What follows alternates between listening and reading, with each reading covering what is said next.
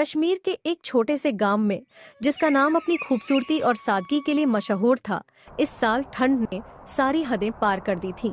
यहाँ हर साल सर्दी पड़ती थी, लेकिन इस बार मौसम ने ऐसा रूप दिखाया कि लोगों की जिंदगी थम सी गई। बर्फबारी ने हर गली मोहल्ले को ढक दिया था और आसमान से लगातार गिरती बारिश ने ठंड को और भी बेहिसाब बना दिया। लोग अपने घरों में कैद होने पर मजबूर हो गए थे। जिन गलियों में कभी बच्चों की खिलखिलाहट गूंजती थी, अब वहां सन्नाटा पसरा हुआ था। ठिठुरन इतनी थी कि लकड़ी के चूल्हों की आग भी लोगों को राहत नहीं दे पा रही थी। गांव के बड़े बुजुर्ग भी कहने लगे थे कि उन्होंने अपनी जिंदगी में ऐसा कहर पहली बार देखा है। इस गांव में राजू और उसकी पत्नी सुनीता रहते थे।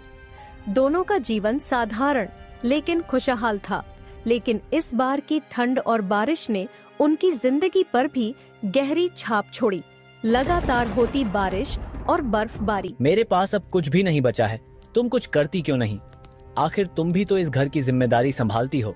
मैं क्या कर सकती हूँ राजू, सब कुछ तुम्हारे सामने ही है। तुम्हें तो पता है इस बारिश में कुछ भी मुमकिन नहीं है। मैं खुद इस हालत में परेशान हूँ। तो फिर मैं क्या करूँ? खेतों में कुछ बचा नहीं है, सब बर्बाद हो चुका है।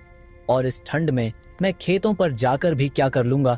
हर तरफ पानी ही पानी है। लेकिन राजू कुछ तो करना ही पड़ेगा, इस भूख को ऐसे तो नहीं रोका जा सकता। देखो, अब सब ऊपर वाले के ऊपर है। अगर मौसम खुल जाए तो मैं फिर से खेतों पर जाकर काम कर लूं। अगले ही दिन से सूरज निकल जाता है। सभी लोग अपने अपने खेतों पर काम के लिए जाने लगते हैं। सुनीता, मुझे लगता है ऊपर वाले ने हमारी सुन ली। देखो, मौसम साफ हो गया है, बारिश रुक गई और सूरज भी निकल आया है। अब मैं खेतों पर जा सकता हूँ। ठीक है राजू, तुम जाकर खेतों पर मेहनत करो। राजू खेतों की ओर चला जाता है। राजू अपने खेतों पर दिन रात मेहनत से काम करता है। वह सुबह से लेकर देर रात तक खेतों में फसल की देखभाल करता है। वहीं दूसरी ओर रवि राजू की मेहनत और लगन को देखकर भीतर ही भीतर जलता था। रवि को यह बात कचोटती थी कि वह राजू की तरह मेहनत और समर्पण नहीं कर पाता।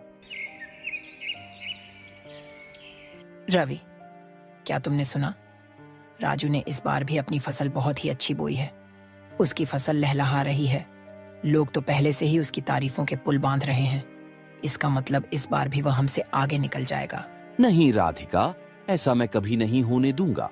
हर बार वही आगे बढ़ता है और हम वहीं के वहीं रह जाते हैं।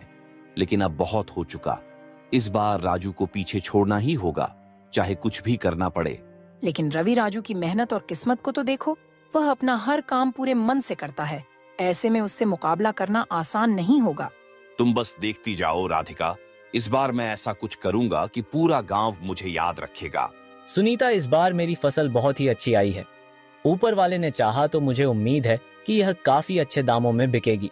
हाँ राजू, मैंने भी सुना है कि तुम्हारी फसल इस बार बहुत बेहतरीन है। तुम्हारी मेहनत दिख रही है। मुझे पूरा यकीन है कि तुम अच्छे दामों में अपनी फसल बेच सकोगे। धन्यवाद सुनीता।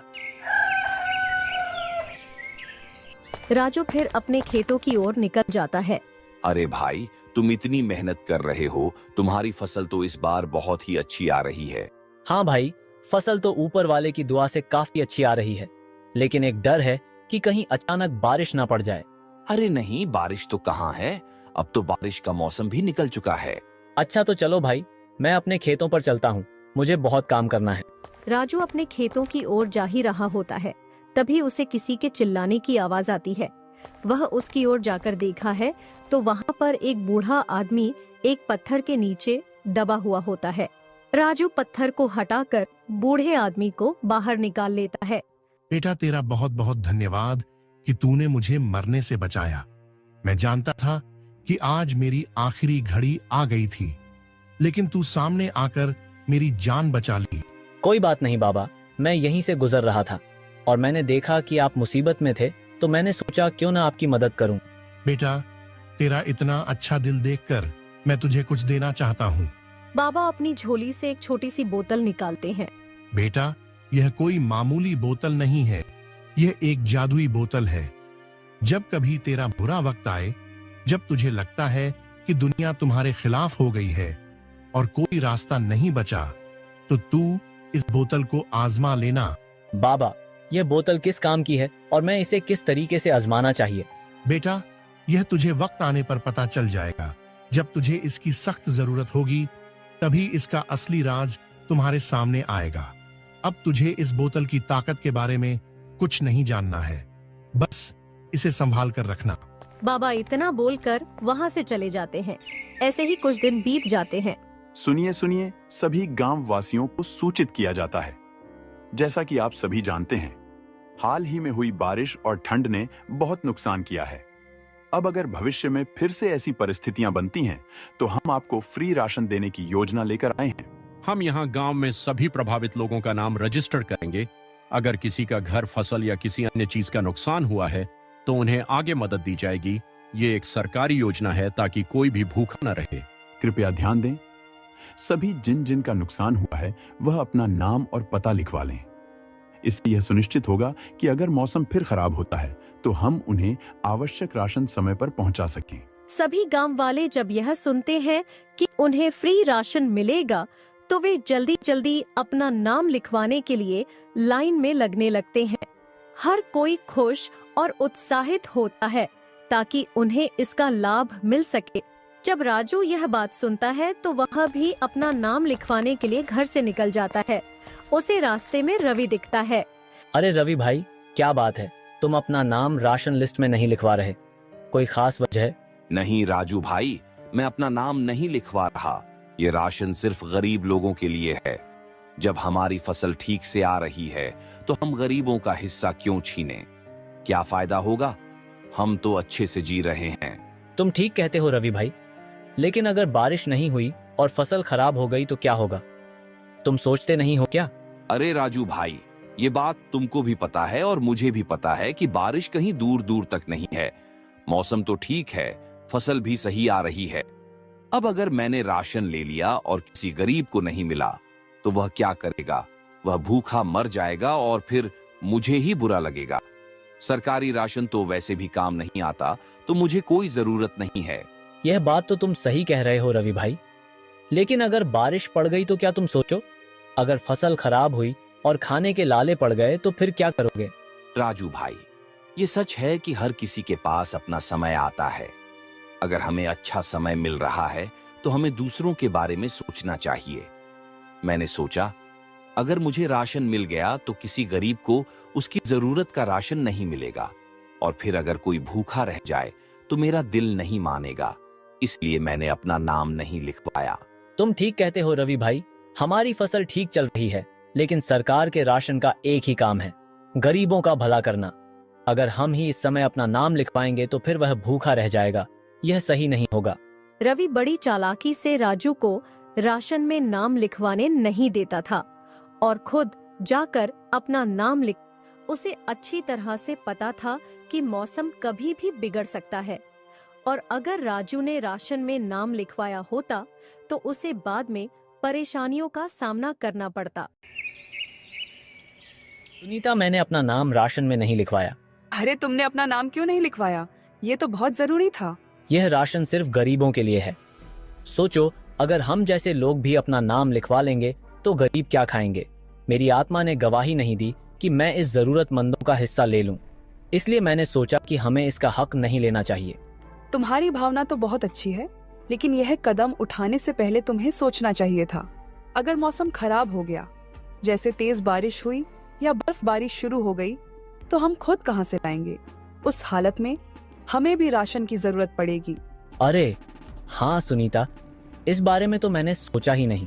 मुझे लगा कि हम जैसे लोग किसी तरह इंतजाम कर लेंगे, लेकिन सच में अगर हालात बिगड़ गए तो हमारे पास खाने का क्या होगा? यह तो मेरी भूल थी। देखो राजू, दूसरों की मदद करना अच्छा है, लेकिन अपनी जरूरतों को नजरअंदाज करना ठीक नहीं है। अगर हम खुद संकट में पड़ जाएंगे तो न अपनी मदद कर पाएंगे और न दूसरों की। यह राशन सिर्फ भूखे रहने के लिए नहीं है, बल्कि ऐसे समय के लिए भी है जब हालात खराब हो जाएं। वहीं दूसरी ओर रवि अपनी पत्नी से बोलता है, अरे भाई, भगवान की कसम, मैंने रामू को ऐसा बेवकूफ बनाया है कि पूछो मत। मैंने उससे कहा कि मैंने अपना नाम राशन कार्ड में नहीं लिखवाया और उसने मेरी बात पर यकीन भी कर लिया। सच में? अरे ये तो बहुत बढ़िया किया तूने। अब सोच, जब बारिश पड़ बढ़ेगी या बर्फ गिरेगी तो बेचारा रामू भूखा मरेगा और हम तो आराम से अपना राशन लाकर घर में मजे करेंगे। सही रही हो भगवान, वो तो वैसे भी सीधा साधा है। मैंने उसे कहा कि राशन कार्ड में नाम लिखवाने का क्या फायदा, सरकार बस झूठे वादे करती है, और उस मूर्ख ने तो मेरी बात पर आंख बंद करके भरोसा कर लिया। ऐसे ही कुछ दिन बीत जाते हैं। मौसम पहले सामान्य रहता है, लोग अपने काम में व्यस्त रहते हैं, लेकिन फिर अचानक से आसमान में काले बादल छा जाते हैं, तेज हवाएं चलने लगती हैं और देखते ही देखते मूसलाधार बारिश शुरू हो जाती है। बर्फ गिरने लगती है जिससे तापमान तेजी से गिर जाता है। इस अप्रत्याशित मौसम से पूरे गांव में अफरा तफरी मच जाती है। राजू की फसल बुरी तरह से बर्बाद हो चुकी थी। जिस खेत को उसने दिन रात मेहनत करके तैयार किया था वह अब पूरी तरह पानी में डूब चुका था। मूसलाधार बारिश और लगातार गिरती बर्फ ने उसकी फसल को नष्ट कर दिया था। खेतों में खड़े फसल के पौधे जो कभी लहराते हुए उम्मीद का प्रतीक लगते थे, अब पूरी तरह झुक चुके थे। कुछ पौधे मिट्टी में दब गए थे तो कुछ सड़ने लगे थे। राजू अपने खेतों पर जाता है और देखता है उसकी फसल बुरी तरीके से खत्म हो चुकी थी। है ऊपर वाले की, तूने मेरे साथ कैसा अन्य कर है। मैं तो तेरे भरोसे था, अब मैं अपने घर पर खाने के लिए कहाँ से लाऊंगा। मैं तो अपना नाम राशन में भी नहीं लिखवाया था, ये कैसी मुसीबत डाल दी मेरे ऊपर। राजू निराश होकर अपने घर आ जाता है। वहीं दूसरी ओर जिन लोगों ने पहले से ही सरकारी राशन योजना में अपना नाम दर्ज करवाया था, उन्हें राहत मिलने लगी थी। सरकार ने प्राकृतिक आपदा की इस स्थिति को देखते हुए तुरंत मुफ्त राशन वितरण शुरू कर दिया था। राशन की दुकानों पर लोगों की भीड़ उमड़ पड़ी थी। हर कोई अपने हिस्से का राशन लेने के लिए कतार में खड़ा था। जहां पर सरकारी राशन बंट रहा था, राजू वहां पर रवि को भी राशन लेते हुए देख लेता है। वह बहुत ही दुखी हो जाता है और अपने घर आ जाता है। राजू, मैंने तुमसे पहले ही कहा था कि तुम अपना नाम राशन सूची में लिखवा लो। मैंने कितनी बार कहा था, लेकिन तुमने मेरी बात क्यों नहीं मानी? सुनीता, मैं क्या करता। रवि ने मुझसे कहा था कि ये राशन सिर्फ उन गरीबों के लिए है जिनके पास कुछ भी नहीं है। उसने समझाया कि हम जैसे लोग जो थोड़ा बहुत कमा लेते हैं, उनका नाम लिखवाना गलत होगा। मैं उसकी बातों में आ गया और अपना नाम नहीं लिखवाया। और अब देखो, तुम्हारी इसी नासमझी की वजह से हम इस हाल में हैं। अब क्या करेंगे? हमारे पास खाने के लिए एक दाना भी नहीं बचा है। मुझे माफ कर दो सुनीता, मैं सच में नहीं जानता था कि रवि हमें धोखा देगा। और रवि, उसने तो कहा था कि वो भी राशन नहीं लेगा। उसने अपना नाम भी नहीं लिखवाया था, है ना? नहीं सुनीता, रवि तो चालाक निकला। उसने हमें झूठ बोलकर बेवकूफ बनाया। वो तो खुद राशन लेकर अपने घर चला गया, हमें यहीं भूखे मरने के लिए छोड़ दिया। मैं पहले ही कह रही थी कि उस पर भरोसा मत करो। अब देखो, हमारे पास कुछ भी नहीं है, तो अब क्या करें? एक काम करता हूँ, रवि के घर से राशन लेकर आ जाता हूँ। काम से कम आज रात का तो गुजारा हो ही जाएगा। बाहर बारिश और बर्फ दोनों गिर रही थी और खूब तेज की हवा चल रही थी और राजू रवि के घर जाता है। अरे राजू भाई, तुम इतनी बारिश में हमारे घर के बाहर क्यों खड़े हो? क्या बात है? रवि भाई, मैं बहुत परेशान हूँ। बारिश ने हमारी हालत और खराब कर दी है। हमारे पास खाने को एक दाना तक नहीं बचा। तुमने कहा था कि मेरा नाम राशन में नहीं लिखवाना, लेकिन तुमने अपना लिखवा लिया। अब तुमने हमें धोखा दे दिया। अरे राजू भाई, ये तुम क्या कह रहे हो? मैंने तुम्हें धोखा नहीं दिया। सच कहूं तो मैं भी अपना नाम नहीं लिखवाता, लेकिन मेरी पत्नी ने जोर देकर कहा कि नाम लिखवा लो, इसीलिए मैंने आखिरी वक्त पर जाकर अपना नाम लिखवा लिया। इसमें मेरी कोई गलती नहीं है। लेकिन रवि भाई, तुम्हारी एक सलाह की वजह से मैंने अपना नाम नहीं लिखवाया। अब देखो, मेरे घर में भूख से मेरी पत्नी तड़प रही है। कम से कम आज रात के लिए थोड़ा राशन दे दो ताकि हमारा गुजारा हो सके। अरे राजू भाई, मैं तुम्हारी हालत समझता हूँ, लेकिन मेरे पास खुद भी बहुत कम राशन बचा है। ये राशन सिर्फ मेरे परिवार के कुछ दिनों के गुजारे के लिए है। अगर मैं तुम्हें दे दूं तो मेरे अपने बच्चे भूखे रह जाएंगे। रवि भाई, कुछ तो तरस खाओ, मैं बहुत भूखा हूँ। इतनी ठंड और बारिश में मैं कहाँ जाऊँ? तुम्हारे पास थोड़ा भी है तो मुझे दे दो। राजू भाई, मुझे माफ करो, मैं इस बारिश में बाहर खड़ा नहीं रह सकता। मेरा खुद का राशन सीमित है, मुझे घर के अंदर जाना होगा। तुम कोई और रास्ता देखो। राजू भर खड़ा रह जाता है वह बहुत ही दुखी हो जाता है। इतनी ठंड और बारिश में वह कपता हुआ अपने घर चला जाता है। रवि, कौन था बाहर? तुम किसी से बातें कर रहे थे? अरे राजू आया था, बारिश में भीगता हुआ दरवाजे पर खड़ा होकर बोल रहा था कि मुझे राशन दे दो। और तुमने क्या कहा? मैंने साफ साफ बोल दिया कि हमारे पास भी राशन कम है। मैंने कहा, भाई ये राशन तो हमारे गुजारे के लिए ही मुश्किल से बचा है, मैं तुम्हें कैसे दूं? ये तो तुमने बहुत अच्छा किया। रवि अब उसे समझ आएगा कि मजबूरी का क्या मतलब होता है। जब कोई इंसान बेबस होता है और उसे मदद नहीं मिलती तो वो कैसा महसूस करता है। राजू, क्या हुआ, राशन मिला कि नहीं? नहीं सुनीता, ये दुनिया बहुत मतलबी है। रवि ने साफ मना कर दिया। उसने कहा कि उसके पास खुद के लिए ही राशन नहीं है। उसने मुझे बिना कुछ दिए ही वापस भेज दिया। ये लोग ऐसे कैसे हो सकते हैं? तुम्हारे हालात देखकर भी उसे तरस नहीं आया? नहीं सुनीता, इस दुनिया में हर कोई सिर्फ अपने बारे में सोचता है। मुझे अब लगता है कि हम ऐसे ही भूखे मर जाएंगे। राजू और सुनीता दोनों निराश हो जाते हैं। तभी राजू को बाबा की दी हुई बोतल याद आती है। सुनीता, वह बोतल कहाँ है जो बाबा ने मुझे दी थी? कौन सी बोतल? वो बोतल जो बाबा ने मुझे कुछ दिन पहले दी थी। उन्होंने कहा था कि ये वक्त आने पर हमारी मदद। सुनीता वह बोतल नीचे को रख देती है। सुनीता, ये बोतल बाबा ने दी थी। उन्होंने कहा था कि ये जादुई है, लेकिन मुझे लगता है कि ये बेकार है। राजू, मैंने तो पहले ही कहा था कि ये सिर्फ एक नॉर्मल बोतल है, इसमें कुछ खास नहीं है। हाँ, शायद तुम सही कह रही हो। मैंने इतना भरोसा किया, लेकिन ये कुछ भी नहीं कर सकती। तुम हमेशा इन बेकार चीजों के पीछे पड़े रहते हो। इस बोतल से कोई जादू वादू नहीं होगा, इसे जाकर बाहर फेंक दो। राजू भर को जाकर जैसे ही वह बोतल फेंकता है, उसे बोतल के अंदर से एक पेड़ निकलता है। वह एकदम ही बड़ा हो जाता है और वह आम का पेड़ होता है। उसमें काफी अच्छे आम आ रहे होते हैं। यह देखकर राजू चौंक जाता है। तभी बाहर को सुनीता आती है।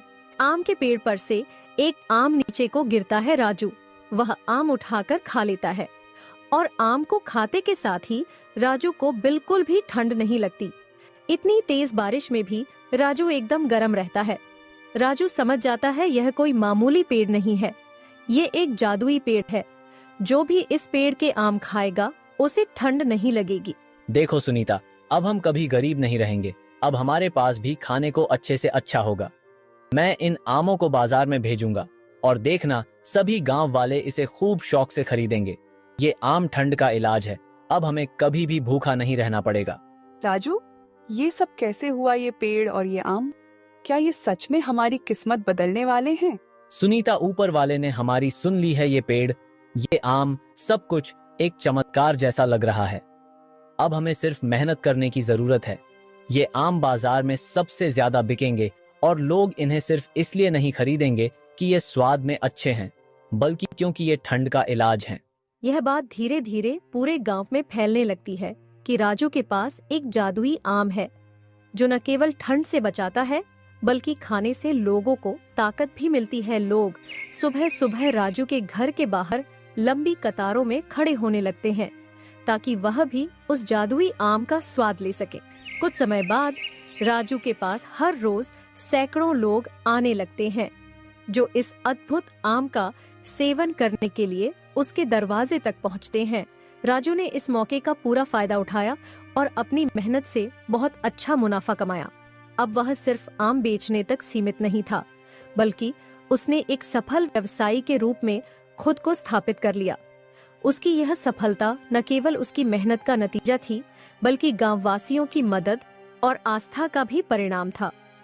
राजू अब गांव में एक जाना माना और सम्मानित व्यक्ति बन चुका था और उसने अपने जीवन में जो कठिनाइयां झेली थीं, वे अब उसके लिए प्रेरणा। सर्दियों का समय था। पहाड़ों से घिरे एक छोटे से गांव में कड़कड़ाती ठंड पड़ रही थी। गांव के लोग अपने अपने घरों में गर्म कपड़ों और आग के सहारे ठंड से बचने की कोशिश कर रहे थे। यहाँ के गांव के लोग हर साल सर्दियों में कठिनाइयों का सामना करते थे, लेकिन इस बार ठंड बहुत ज्यादा थी और बर्फबारी हो रही थी। उसी गांव के बाहर एक साधु रहते थे। उनकी कुटिया बहुत साधारण थी, जिसे उन्होंने खुद लकड़ी और पत्तों से बनाए थे। गांव के लोग कभी कभी उनके पास जाते थे, लेकिन इस बार ठंड के कारण सबने उनसे दूरी बना ली थी। साधु का स्वभाव बहुत दयालु था और वे हमेशा दूसरों की मदद के लिए तत्पर रहते थे। वह साधु कड़कड़ाती ठंड में सहायता मांगने गांव में आते हैं।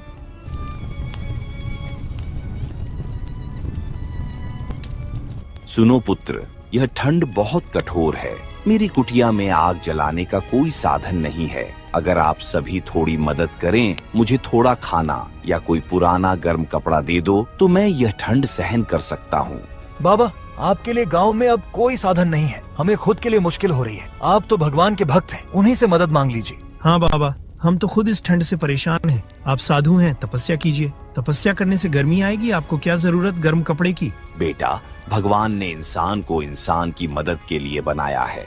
अगर आप एक दूसरे की मदद नहीं करेंगे तो यह जीवन किस काम का है। कृपया मुझे पुराने ही सही, पर मुझे गर्म कपड़े दे दो। साधु के लाख कहने पर उनकी कोई मदद नहीं करता। गांव वालों पर साधु की बातों का कोई असर नहीं हुआ। सबने अपने अपने काम में ध्यान लगाना शुरू कर दिया। साधु निराश होकर अपनी कुटिया लौट जाते हैं। उनकी कुटिया में बहुत ठंड थी। उन्होंने ध्यान लगाने की कोशिश की, लेकिन ठंड इतनी अधिक थी कि उनका शरीर ठंड से जकड़ने लगा था। उनके पास केवल एक पतला चादर था जो ठंड से बचाने में असमर्थ था। किसी तरह वह दिन गुजारते हैं, लेकिन रात को ठंड और बढ़ गई। हवा के साथ बर्फीली बूंदें गिरने लगीं। साधु ने अपने आखिरी समय में प्रार्थना किया, हे भगवान, इन गांव वालों को सद्बुद्धि देना। मैं तो आपके पास आ रहा हूँ। साधु महाराज इतना कहकर ठंड के कारण मर जाते हैं।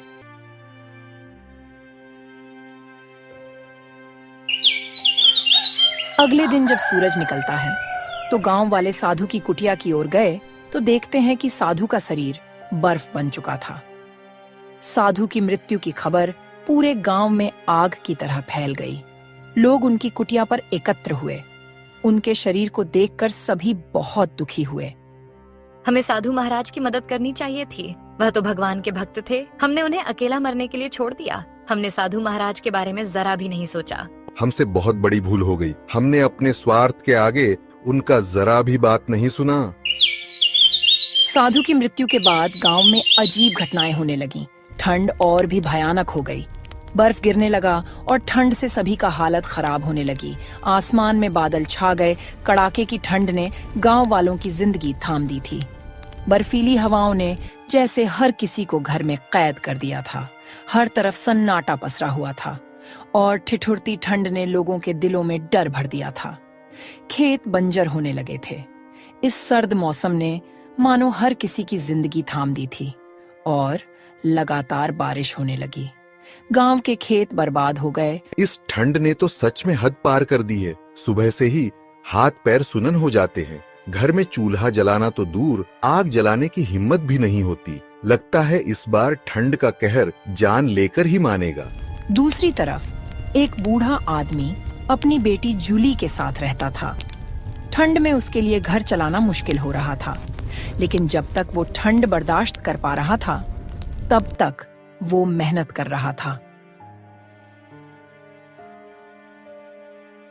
पिताजी, इतनी ठंड में आप खेत क्यों जाते हैं? देखिए ना, आपका चेहरा लाल हो गया है और हाथ पैर भी ठिठुर गए हैं। अगर आप बीमार पड़ गए तो हमारा क्या होगा? आपको अपना खुद का ख्याल रखना चाहिए। ये ठंड बहुत खतरनाक है पिताजी। बेटी, मैं भी जानता हूँ कि ये ठंड कितनी मुश्किलें खड़ी कर रही है, लेकिन अगर मैं खेत में काम नहीं करने जाऊँगा तो हम खाएंगे क्या? घर में कुछ बचा नहीं है। ये खेत ही हमारी रोटी का सहारा है। ठंड चाहे कितनी भी कड़ी हो, मुझे काम करना ही होगा। अगर मैं हार मान जाऊंगा तो तुम्हारे भविष्य का क्या होगा? लेकिन पिताजी, क्या कोई और तरीका नहीं है? क्या किसी से मदद नहीं ली जा सकती है? आपकी ये हालत देखकर मेरा दिल टूट जाता है। बेटी, इस दुनिया में दूसरों से मदद मांगने से कुछ नहीं होता। हर कोई अपनी अपनी परेशानियों में उलझा हुआ है। हमें अपने पैरों पर खड़ा होना होगा। ठंड हमें हरा नहीं सकती, क्योंकि मेहनत करने वालों को ऊपर वाला कभी भूखा नहीं रखता। जूली, जल्दी से खाना लगा दो। मुझे सुबह जल्दी खेत जाना है ताकि दिन ढलने से पहले खेत से वापस आ सकूं। पिताजी, खाने के लिए घर में एक दाना भी नहीं बचा है और पैसे भी खत्म हो चुके हैं। क्या घर में खाने को कुछ भी नहीं बचा? ये कैसे हो गया जूली? कल ही तो सोचा था कि बाजार जाकर कुछ आटा दाल लेकर आऊंगा, लेकिन ठंड के मारे बाजार भी नहीं जा सका। पिताजी, आप भी हर बार हमारे लिए सब कुछ करते हैं। अब तो हाल ऐसा हो गया है कि आग जलाने के लिए भी लकड़ियाँ नहीं बची। ऊपर से ये ठंड हमारी जान ले रही है। बस कुछ लकड़ियाँ भी आज खत्म हो जाएंगी। निराश मत हो बेटी, ये मुश्किल वक्त भी बीत जाएगा। ऊपर वाला हमारे साथ है। जब तक मैं जिंदा हूँ तुम्हें भूखा नहीं रहने दूंगा। कल मैं जंगल जाऊंगा, चाहे कितनी भी ठंड क्यों ना हो। मेहनत करने वालों के लिए हर रास्ता खुला रहता है। जोखन अब मजबूर हो चुका था।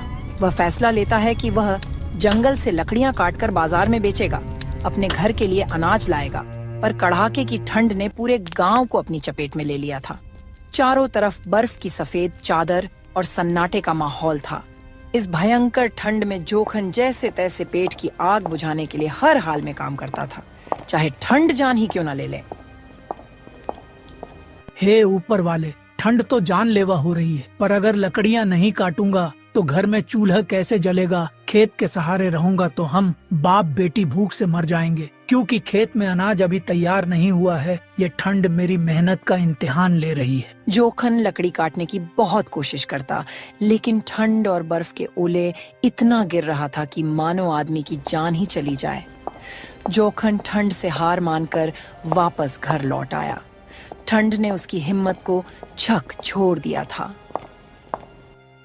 जूली, आज मेरी हिम्मत नहीं हो रही है। ठंड इतनी बढ़ गई है कि लकड़ी काटने का भी मन नहीं कर रहा। पिताजी, तो आप क्या करेंगे अब? मुझे तो कुछ समझ नहीं आ रहा है। कल फिर से जंगल जाऊंगा, लेकिन आज के लिए मुझे सेठ धनराज से कुछ पैसे उधार लेने होंगे। पिताजी, आप ये क्या कह रहे हैं? सेठ धनराज? वह तो बहुत दुष्ट किस्म का सेठ है। आपने देखा नहीं, कुछ दिन पहले एक साधु उसके पास आए थे मदद मांगने, लेकिन वह उनकी मदद नहीं की और उनका मजाक बना के उन्हें अपने दरवाजा से भगा दिया था। और कोई गांव वाला उनकी मदद नहीं की, जिसके कारण साधु की मृत्यु हो गई थी। इस दुनिया में कोई किसी का नहीं होता। हाँ बेटी, तुम सही कह रही हो, मगर मेरे पास और कोई उपाय भी तो नहीं है। दिन ब दिन बढ़ती ठंड ने उसकी हिम्मत तोड़ दी थी। जंगल की ओर जाने का उसका इरादा तो था, लेकिन जैसे ही वह वहाँ पहुँचा, ठंड ने उसे ऐसा झकझोरा कि लकड़ी काटना तो दूर, वहाँ खड़ा रहना भी मुश्किल हो गया था। अपनी बेटी का पेट भरने के लिए जोखन सेठ धनराज के पास जाता है।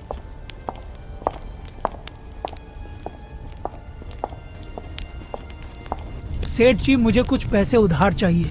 घर में खाने पीने का इंतजाम नहीं हो रहा है और खेत की फसल भी अभी हुई नहीं है और लकड़ी काटने का काम भी ठंड के कारण नहीं हो पा रहा। तुम सोच भी कैसे सकते हो कि मैं तुम्हें पैसे उधार दूंगा? अगर तुम्हें पैसे उधार चाहिए तो तुम्हें अपना कुछ कीमती सामान मेरे हवाले करना होगा। सेठ जी, अगर आपने पैसे नहीं दिए तो मैं और मेरी बेटी भूख के कारण मर जाएंगे, क्योंकि इस ठंड की महामारी की वजह से सारा काम ठप पड़ा हुआ है। अगर तुम पैसे नहीं चुका पाए तो मेरी एक शर्त है, तुम्हें अपना सारा खेत मेरे नाम लिखना होगा। अगर तुम 1 महीने में मेरे पैसे वापस नहीं किया तो मैं तुम्हारा खेत अपने नाम करवा लूंगा और तुम्हारी बेटी से शादी भी करूंगा। ये आप क्या कह रहे हो सेठ जी? क्या बेहूदगी बात की है तुमने? मेरी बेटी तो अभी छोटी है, उसके भविष्य से खेलना आसान समझते हो? क्या तुम मेरी मजबूरी का फायदा उठाना चाहते हो? ये तुम्हारे सामने मेरी शर्त है। तुम मुझे पैसे लौटा नहीं सकोगे तो मेरी शर्त पूरी करनी होगी। मैं किसी भी हालत में तुम्हारी ये शर्त नहीं मान सकता, लेकिन पैसे आज ले रहा हूँ। 1 हफ्ते में तुम्हें चुकता करूँगा।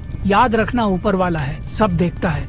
जोखन पैसे लेकर गुस्से में वहाँ से चला जाता है। जोखन पैसे लेकर घर की ओर लौट रहा होता है कि तभी रास्ते में उसका पड़ोसी किसुन उसे मिलता है। जोखन भाई, क्या हाल है? बड़ी जल्द में हो, कहीं जा रहे हो क्या? किसुन, मैं बहुत परेशानी में हूँ। सेठ धनराज से पैसे उधार लिया हूँ, लेकिन वो मुझसे कहता है कि अगर वक्त पर पैसे नहीं लौटा सका तो मेरी बेटी का विवाह उससे ही करना होगा। क्या करूँ, कुछ समझ नहीं आ रहा। ये तो बहुत बुरी बात है। जोखन भाई, तुम तो मेहनत करने वाले आदमी हो और अब ऐसा लग रहा है कि सब कुछ उल्टा हो गया है। पर तुम चिंता मत करो, मैं तुम्हारे साथ हूँ। हम मिलकर कुछ न तो कुछ रास्ता निकाल ही लेंगे। तुमसे बात करके थोड़ा दिल को सुकून मिला है किशुन भाई, लेकिन सच में अब क्या करूं कुछ समझ नहीं आता। घर में खाने को कुछ नहीं है और ठंड में काम करने का हिम्मत भी नहीं हो रही है। तुम जैसे अच्छे इंसान के साथ ऐसा नहीं होना चाहिए था। तुम्हारी तकलीफें मुझे बहुत गहरी लग रही हैं। जोखन तुम चिंता मत करो, कुछ न कुछ हल निकलेगा। मुझे लगता है कि जब से पहाड़ी के साधु की मौत हुई है तब से ठंड और बढ़ गया है। हाँ भाई, तुम सही कह रहे हो। खैर तुम बताओ, तुम्हारा हाल कैसा है? बहुत बुरा हाल है भाई। घर में खाने के लिए राशन नहीं है, खेत खराब हो गए हैं, बीबी की भी तबीयत खराब है, मैं भी बहुत परेशानी में हूँ। चलो ठीक है, मैं चलता हूँ। ऊपर वाला तुम्हारी भी परेशानी दूर करे। जोखन वहाँ से चला जाता है और किशुन भी अपने घर चला जाता है। किशुन बहुत मतलबी इंसान था। वह दूसरे का दुख देखकर बहुत खुश हुआ करता था और सबके सामने बहुत दरिया दिल का दिखावा करता था। उसके पास खाने के लिए राशन भी था, उसके पास आग जलाने के लिए लकड़ियां भी थीं और उसकी पत्नी बिल्कुल सेहतमंद थी। आज तो मजा आ गया। जोखन ने अपनी सारी कहानी सुनाई। बेचारा सोच रहा था कि अपनी बेटी का विवाह किसी अच्छे परिवार में करना चाहता था, मगर वह अधिक उधारी चुका नहीं पाया तो सेठ धनराज उसकी बेटी से जबरदस्ती शादी करेगा। क्या सच में जोखन का तो बिल्कुल ही दिमाग खराब हो गया है। अपने नई नवेली लड़की के नाम पर कर्ज ले लिया है। सच में गरीब लोग कितने बेवकूफ होते हैं। उन्हें देखकर कितना हंसी आती है मुझे। और तू जानती है, उसकी परेशानी सुनकर मुझे तो मजा आ गया। वह कह रहा था कि घर में कुछ नहीं है, लकड़ी भी नहीं काट सकता, अब कहाँ से लाएगा वह पैसे। बेचारा तो अब पूरी तरह से फंसा हुआ है। सच में वो जोखन तो बुरी तरह से फंस गया है। उसकी हालत देखकर हमें तो हंसी आती है। और उसकी बेटी का क्या होगा? अब सेठ धनराज के साथ उसकी शादी करवाकर उसकी पूरी जिंदगी बर्बाद कर देगा। उसकी बेटी की शादी तो अब तय है। बस इंतजार कर रहा हूँ कि कब यह पूरी कहानी खत्म हो और हम दोनों के लिए मजा आए। किशुन और उसकी पत्नी जोखन की मुश्किलों पर हंस रहे थे और उसकी बेबसी को लेकर उनकी सोच बहुत ही गंदी थी। वे सोच रहे थे कि उसकी बेटी और उसके भविष्य को कैसे और भी मुश्किलों में डाल सकते हैं। जोखन ने जैसे तैसे एक वक्त का खाना खाकर अपनी बेटी के साथ रात काट ली, लेकिन सुबह फिर वही चुनौती, वही संघर्ष का इंतजार कर रहा था। 2-4 दिन गुजरते हैं कि ठंड और भी बढ़ जाता है, बर्फ गिरने लगता है। गांव के लोग ठंड से मरने लगते हैं और चारों तरफ सन्नाटा पसर जाता है। जोखन भारी कदमों से जंगल में लकड़ी काटने जाता है।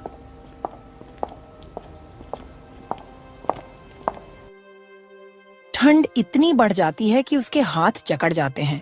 वह कोशिश करता है लेकिन ज्यादा लकड़ी नहीं काट पाता। वह लकड़ी का छोटा ढेर इकट्ठा करता है और उसे लेकर घर आ जाता है। वह घर आकर देखता है कि उसकी बेटी की तबीयत बहुत खराब हो गई थी। वह बेचारी कंबल में लेटी थी।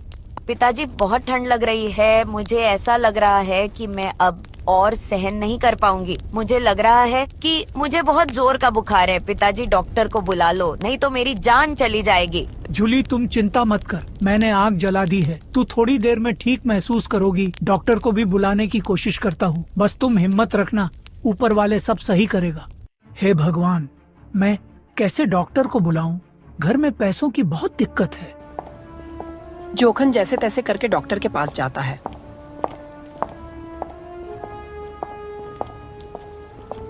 डॉक्टर साहब, मेरी बेटी बहुत बीमार है, उसे आपकी जरूरत है। कृपा करके चलिए, उसका इलाज कर दीजिए। देखो जोखन, मैं तुम्हारी हालत जानता हूँ, लेकिन इलाज मुफ्त में नहीं होता। पहले पैसे लेकर आ, फिर मैं तेरे साथ चलूंगा। डॉक्टर साहब, मेरे पास अभी कुछ नहीं है, पर मैं पैसे दे दूंगा। जैसे भी हो, बस मेरी बेटी की जान बचा लीजिए। तुम गरीबों की यही समस्या है, बिना पैसे के इलाज चाहते हो। सुन, जब पैसे हो तब आना, अभी मेरा समय खराब मत कर।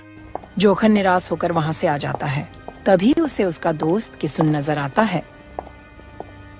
जोखन, तू इतना परेशान क्यों लग रहा है? सब खैरियत तो है ना? किशुन भाई, मेरी जूली बहुत बीमार है, हालत दिन ब दिन खराब हो रही है। मैंने डॉक्टर को बुलाने की कोशिश की, लेकिन उसने पैसे मांगे। अब न मेरे पास पैसे है, न कोई और सहारा। भाई, तेरी हालत सुनकर मुझे सच में बहुत दुख हो रहा है, लेकिन क्या करूं? मैं खुद भी इस ठंड से बेहाल हूं। मेरे घर में भी खाने के लिए मुश्किल से कुछ बचा है। किशुन, मैं तुझसे बड़ी उम्मीद लेकर आया हूं। तूने हमेशा मुझे अपना भाई कहा है। एक बार मेरी मदद कर दो, बस थोड़ा सा सहारा दे दो, ताकि मेरी बेटी की जान बच सके। जोखन भाई, मेरी बात समझ। मैं तेरी मदद करना चाहता हूँ, लेकिन मैं खुद अपने घर का खर्चा नहीं उठा पा रहा हूँ। अगर कुछ होता तो सबसे पहले तुझे ही देता। किशुन, क्या अब इंसानियत भी ठंड में जम गई है? मेरी बेटी की जान पर बनी है। अगर तू भी मना करेगा तो मैं किसी से क्या उम्मीद करूं? जोखन भाई मेरी बात समझ, मैं मजबूर हूँ। ऊपर वाले से प्रार्थना कर कि वो तुझे इस मुसीबत से निकाल दे। बस मेरे लिए भी दुआ करना। किसुन जोखन को पीछे छोड़कर चला जाता है। जोखन वहीं खड़ा रहता है। अपनी बेबसी को महसूस करता हुआ जोखन जंगल की ओर निकल पड़ता है। वह सोचता है कि कोई मदद नहीं करेगा, मुझे खुद ही सब करना होगा।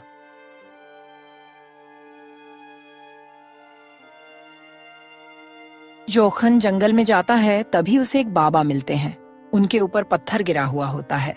जोखन जल्दी से उस पत्थर को हटाता है। बेटा, तूने आज मेरे लिए फरिश्ते का काम किया है। अगर तू यहाँ ना होता तो मैं शायद इसी जगह पर दम तोड़ देता। भगवान तुझे हमेशा खुश रखे। बाबा, यह मेरा फर्ज था। इंसान को मुश्किल में देखकर कोई भी मदद करेगा, लेकिन आप यहाँ इस हाल में कैसे फंसे? क्या आपका किसी ने मदद नहीं किया? बेटा, मैं जंगल से कुछ जड़ी बूटियां लेने आया था। ठंड का मौसम है, लोग बीमार हो रहे हैं, मगर यहाँ ये भारी पत्थर अचानक गिर गया और मैं इसके नीचे दब गया। मुझे लगा अब मेरी जिंदगी यही खत्म हो जाएगी, पर तूने आकर मेरी जान बचा लिया। लेकिन बाबा, आप कहाँ रहते हैं? इस बिरान पहाड़ी इलाका में? यहाँ तो बहुत ठंड है। बेटा, कुछ दिन पहले मैं तुम्हारे गांव में आया था। मदद मांगने पर मेरी कोई भी मदद नहीं किया और मैं ठंड के कारण मर गया। तब से मेरी आत्मा इस गांव में भटक रही है, इसीलिए गांव में इतना ठंड और बर्फबारी बढ़ गई है। मैं नहीं चाहता कि मेरी वजह से किसी को परेशानी हो, मगर मेरा शरीर को मुक्ति नहीं मिली है, इसीलिए गांव में सब लोग परेशान हैं। जब तक मेरे शरीर का अंतिम संस्कार नहीं होगा, तब तक गांव के लोग इसी तरह परेशान रहेंगे और कड़ाके की ठंड बनी रहेगी। तो बाबा, हम गांव वालों को क्या करना होगा? बेटा, तुम लोग को सबसे पहले मेरे शरीर का अंतिम संस्कार करना होगा। उसके बाद एक दूसरे की मदद करनी होगी,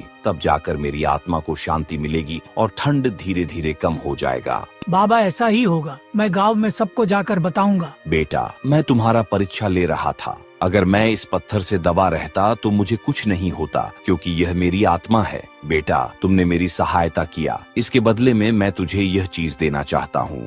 इसे मामूली मत समझना। ये बोतल तेरे बहुत काम आएगी, लेकिन इसे बिना वजह कभी मत खोलना जब तुम्हारे पास कोई रास्ता ना हो और तुझे लगे कि हर उम्मीद खत्म हो चुकी है, तब इसे खोलना। जोखन बाबा का धन्यवाद करता है।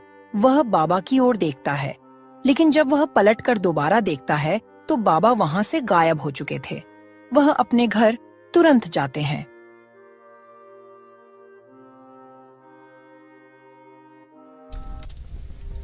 उसकी बेटी जूली बिस्तर पर पड़ी हुई थी। बहुत कमजोर लग रही तीर जोखन उसकी ओर देखता है।